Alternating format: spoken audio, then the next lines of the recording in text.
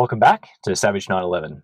Now today we're in the workshop and we have a very pedantic workshop project for you today, which is of course one of my favorite types of projects. And this one is, what do you do when the red control knobs in your classic Porsche 911 are no longer red?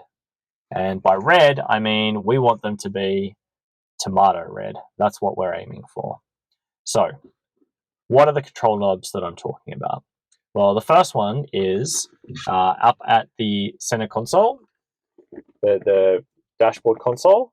And then down the bottom is the red control knob that we're talking about, which in this case is actually beautiful in red. We're not going to fix that because it's perfect.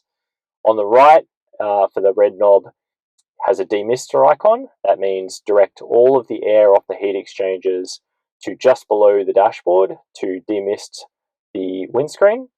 And on the left, there's just nothing. They couldn't be bothered putting an icon there.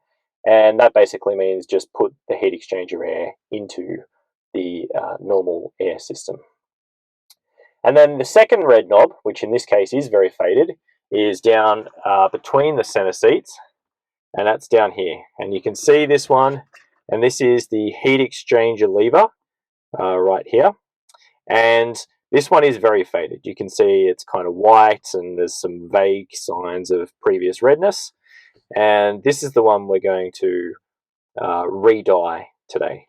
To use it, you pull it, you lift it up, and then that will open some ducts, one on either side at the back of the car, which will pull in cold air through the heat exchangers, which are attached to the exhaust system. That will bring air over the hot exhausts and into the cabin. And as long as you don't have rusty heat exchangers, hopefully there won't be any fumes coming in with that. So to remove that, we just reach down. It's a little bit awkward. Some of these are a little bit tight. You kind of give it a little wiggle, just carefully, because the plastic is a bit old and easy to crack. And then off it comes. And there you can see there is our knob. So that one's pretty good. So I'll put that one there. Here's one that's maybe not so good. You can see it's a little bit more porous looking, and it's more orange. Again, I've cleaned this up quite a bit with the detergent, but there is still some faint dark stains on it. Not too bad. You can compare it to that one and see that it's not the tomato color that we're looking for. And then we've got two more, and these are the heat exchanger ones. So this is one from another car that I have. You can see it's got the nice white writing in it. This one, again, I've cleaned up with detergent. You can see some sides are more faded than others based on where it's been sitting in the sun. It's not cracked or anything, which is good. So this one we're going to dye. And then the one that I just pulled off that car, you can see is very faded. No white writing, that's all totally gone. So we have our water bath set up here. I've got a glass jar inside a water bath in a pot on a gas stove. We're going to use Rit Escalata or Scarlet Rit Dye. This is an all-purpose dye. It's a concentrate. It comes in a sachet. So we're going to put a little bit of this guy in there. So let's do that. I already have some water in the glass jar. Let's try not to spill it everywhere. Okay. We have some double strength vinegar for extra vinegariness. Let's put a little bit of that. Okay. Now I'll put in my thermometer, which is here. Okay, we're at 190 Fahrenheit, which is 88 Celsius. That should make the dye go a lot faster. We're about 10 minutes in. So I got my reference right here. Let's take out the piece being dyed and see how we're doing for color.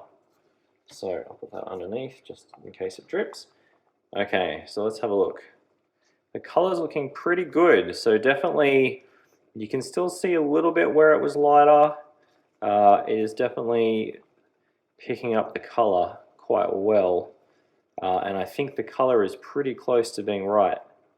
It definitely needs a bit more color. I think let's put that in for a little bit longer and maybe another 5-10 minutes. I reckon we'll be almost there. We're about half an hour in.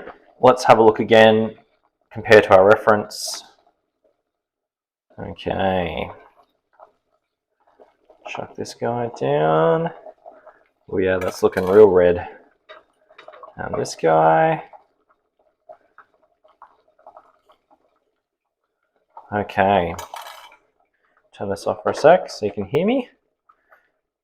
How are we looking? I reckon color-wise we're looking pretty good. Are we dark enough? I'd say that one's definitely dark enough. That one, which is the second one that I put in, you can tell because the writing's slightly cleaner without the white. I would say that, let me put it up real close so you guys can see. Yeah, I would say that's pretty close. I'm going to put this one in a little bit longer. And then after 45 minutes, we were done. And here you can see them in the natural light with the reference on the right. This is a Posca white pen. And I am using it to put the white paint into text. And then once I've done it all, I will wipe carefully over the top to take off everything that I've gone over with. So let's have a go at that. Okay, so after a bit of work with the white pen, it's looking pretty good. I think the secret was to really jam the nib in there and kind of wash in as much white as possible, and it kind of runs in the cracks. And then give it a minute to dry, because if you wipe it off straight away, it just smudges everywhere. And then wipe it hard after a couple of minutes, and then it just wipes everything off the outer surface. So I'll finish that on this other one as well, and then I'll clear coat it. So they're all looking great. The red's pretty consistent. This one's maybe slightly more orange, but very hard to see unless you're like right up next to it. So I think that'll be great. I've done all of the lettering. You can see the lettering in white. This one's a little bit scratched up on the off, but pretty good. This one looks great, really crisp, very happy with that. So it's come out beautifully. So the next step, obviously this has got a bit of a gloss coat on it, and this is a bit matte, I want to just seal it all off with some clear. And to do that, I have some clear here.